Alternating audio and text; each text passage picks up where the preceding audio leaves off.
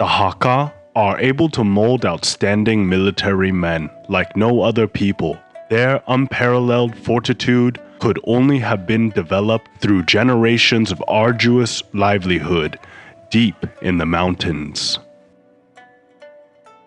Like the Jewish people of Europe and the Near East, there exists a group of wanderers without a home in East Asia. Driven away by war, they are a people with ancient origins far from where they now settle.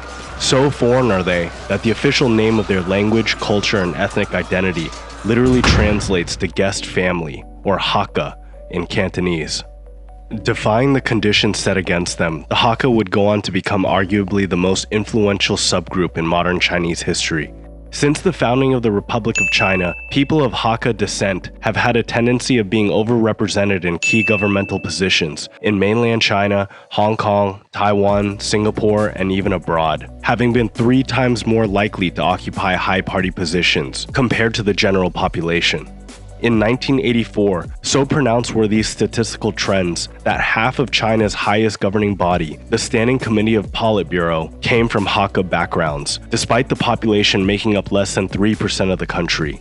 Remind you of another ethnic group without a motherland? My family consisted of Sephardic Jews. They are unique in being the only Chinese subgroup not named after their geographical location, for example, province, county, or city.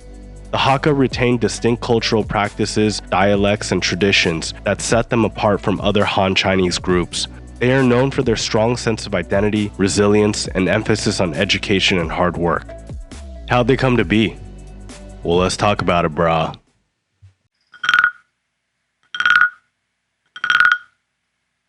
By far the most diasporic among the Chinese groups, the worldwide population of Hakkas are estimated to be around 36 million. With significant communities present in virtually every continent outside of Antarctica.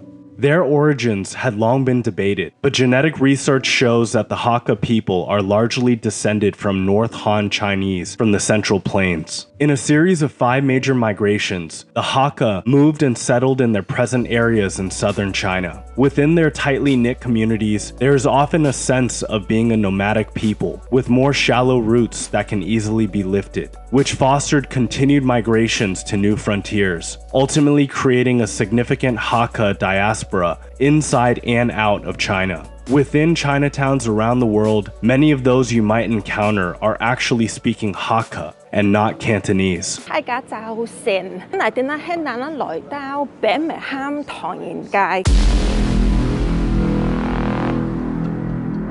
The Qing dynasty weakened following the War of the Eight Princes, a period of intense civil unrest throughout China, begins succumbing to the will of 5 northern non-Chinese barbarian forces. Hundreds of thousands of Han Chinese flee south to escape the carnage. Among them are the predecessors of the Hakka, who migrate in significant numbers from Henan and Shanxi provinces, most notably to modern-day Guangdong, Fujian, Jiangxi, and Guangxi. Earlier Han Chinese settlers in the south, over the generations, had progressively displaced and integrated the indigenous Baiyue people to become a new, unique southern Chinese culture, distinct from that of northern China. So when new refugees arrive in the south, there is a clear division between them and the local Chinese populations, despite all being of Han Chinese descent. Having developed their own communities, the Hakka never fully assimilate into the native populations, and subsequently much of Chinese culture as a whole, shunning many traditional practices of both the local people in their new homes in the south, as well as newly introduced practices of the north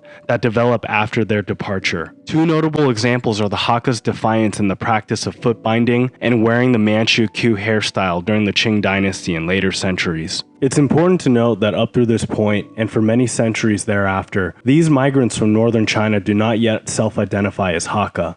Although various characteristics of the Hakka people had surfaced, the large-scale migration from the Central Plains to the south was still an ongoing process, and the name Hakka had yet to be coined. Interestingly, many Hakka consider themselves the purest form of Chinese culture and bloodline that is uncorrupted by outside influence. The McPoyle bloodline's been pure and clean for 1,000 years. This marriage is an abomination. Now, when you say pure and clean, you mean what exactly? It means we haven't bred outside the bloodline. for 1,000 years? The justification behind this idea is that northern China, the origin of the Hakka, is home to the Yellow River, the cradle of Chinese civilization. The concept of China and being Chinese originated in this region and expanded outwards through conquest and absorption of indigenous peoples and culture outside of the Yellow River Basin.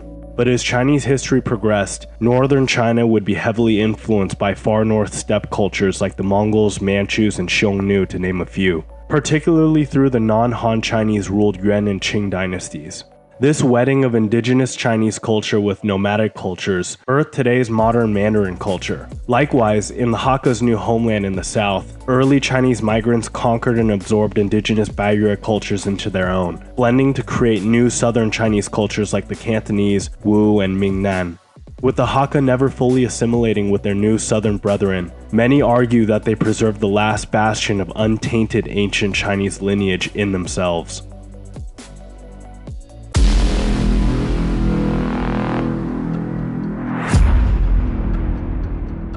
While the Tang dynasty is at the height of its power, a period considered one of the zeniths of Chinese high culture and dominance over East Asia, an unexpected rebellion is ignited by a half-Sogdian, half-Turk commander named Anlu San. A seasoned warrior with many successful campaigns against the Manchurians, he captures the eastern capital of the empire, Luoyang, and proclaims himself emperor.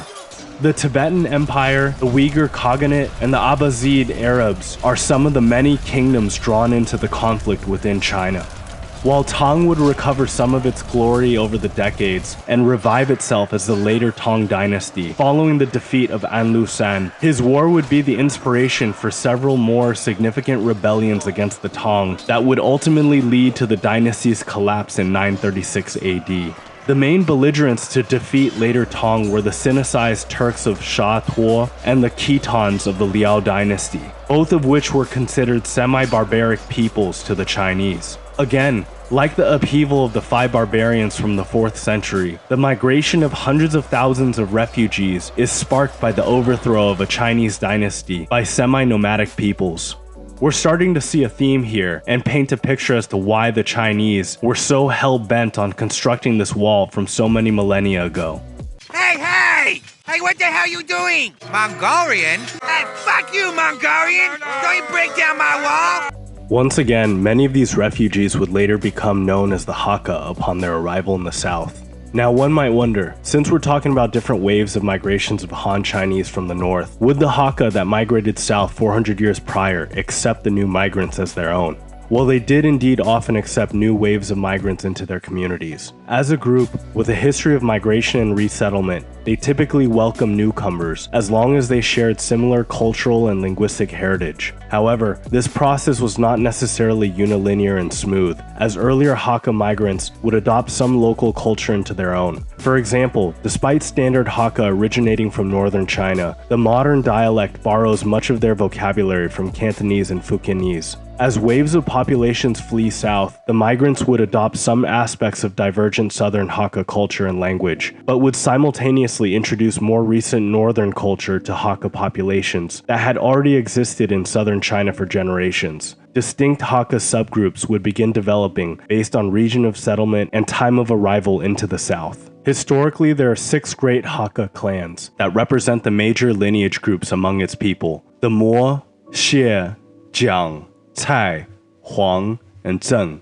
So the Hakka identity is a rather obscure concept. It's a group of people that originated from a similar region of China, but migrated to different regions in the south in independent waves over the course of thousands of years. Meaning the cultures and broad genetic background of each subgroup may have varied substantially, as the gene pool and culture of the Hakka motherland provinces of Shanxi and Henan did not remain stagnant, but evolved with the mixing of different nomadic steppe people with various Sinitic populations over the centuries. So one group of Hakka to arrive in the south in the 4th century may have been a vastly different group from those that arrived in the south in the 8th century.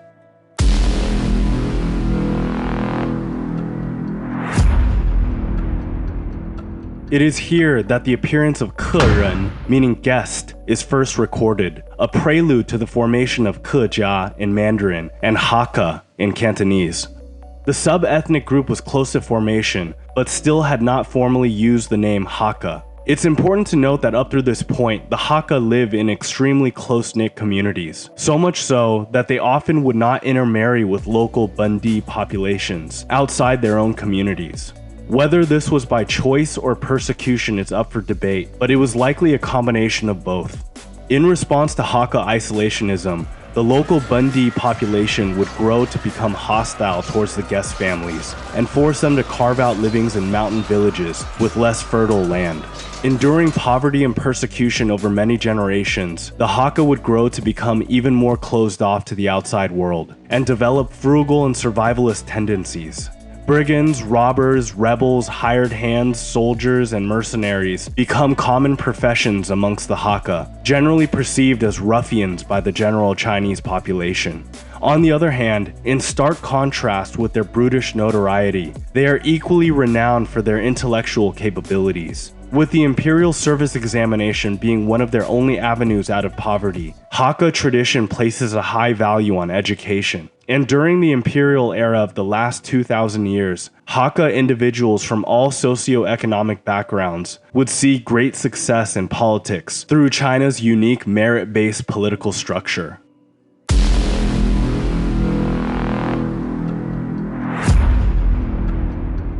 The Jurchen chief Nurhaci, from the edge of Siberia in northeastern China, declares war against the Ming dynasty. Over the course of 65 years, the Jurchens would gradually conquer all of Ming China and rename themselves Manchus under the Qing, the last dynasty in Chinese history.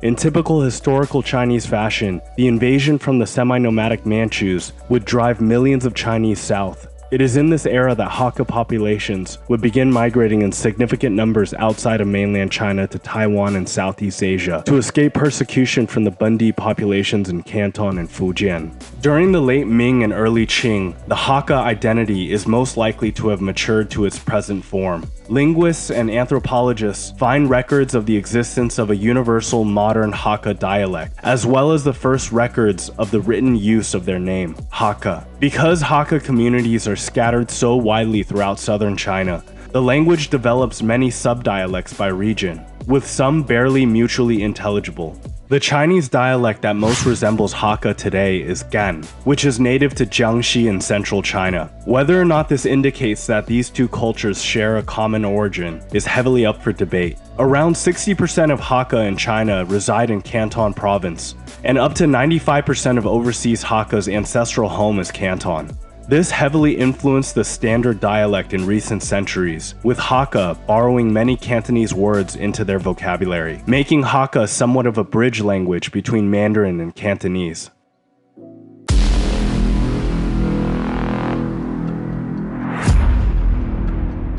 Influence from European colonizers and Christian missionaries were the most concentrated in Canton, bringing with them foreign ideas and religion. And since the majority of the Hakka population reside in Canton, this close proximity to Western knowledge and values would be a catalyst for staging the Hakka to become the most influential Chinese subgroup in modern Chinese history.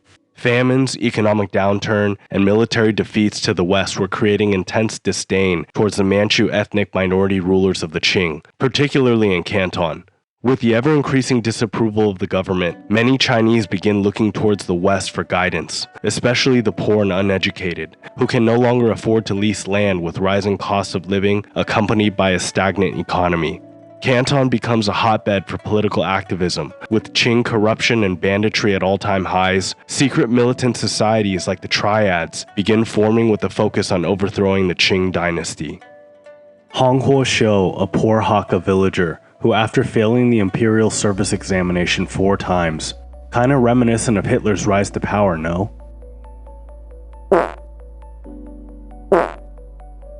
Begins preaching that he is the brother of Christ, and grows a cult following. He dreams of turning China into a paradise by eliminating the Manchu oppressors and restructuring China back under Han Chinese rule.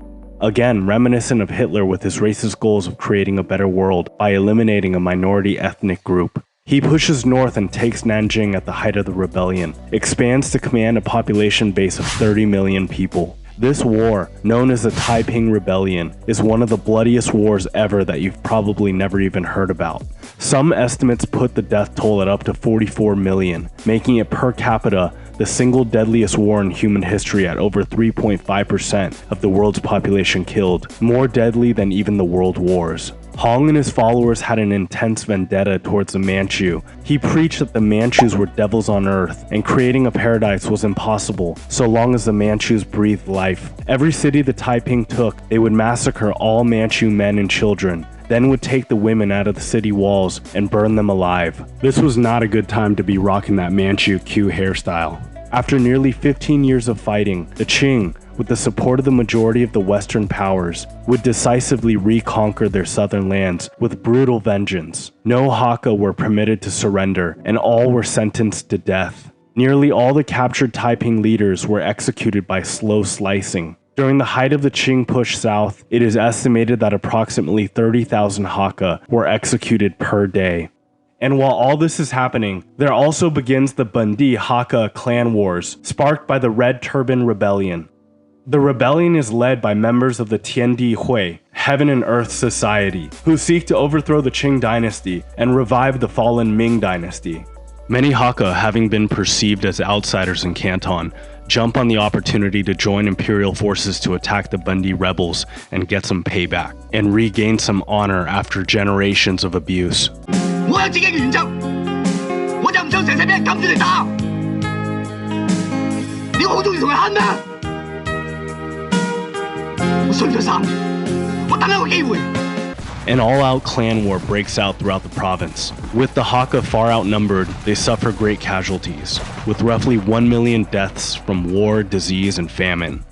This war causes significant numbers of Hakka to flee Canton to the neighboring province of Guangxi, the island of Taiwan, and Southeast Asia. Many of these refugees would later go on to migrate to Europe, Australia, Africa, and the Americas, birthing an international Hakka diaspora like never before.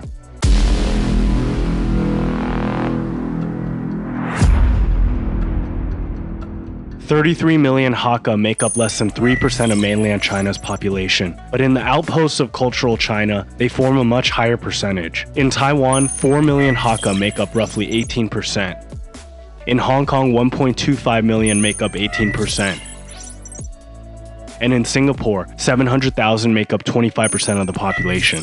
Within mainland China in the last 2 centuries, a disproportionate number of Hakka individuals have played crucial roles in politics, immeasurably influencing the nation's history. Some notable individuals include Hong Huoxiu, the leader of the Taiping Rebellion, Sun Yat-sen, the first president of the Republic, who is considered the founding father of post-dynastic China in both the mainland and Taiwan, Li Li-san, top leader of the Chinese Communist Party from 1928 through 1930, Deng Xiaoping, paramount leader of the People's Republic of China and considered the architect of modern China, Lee Kuan Yew, the founding father of modern Singapore, Li Denghui of Taiwan, the first popularly elected president in Chinese history, and Tsai Ing-wen, also of Taiwan, the first and only female president in Chinese history.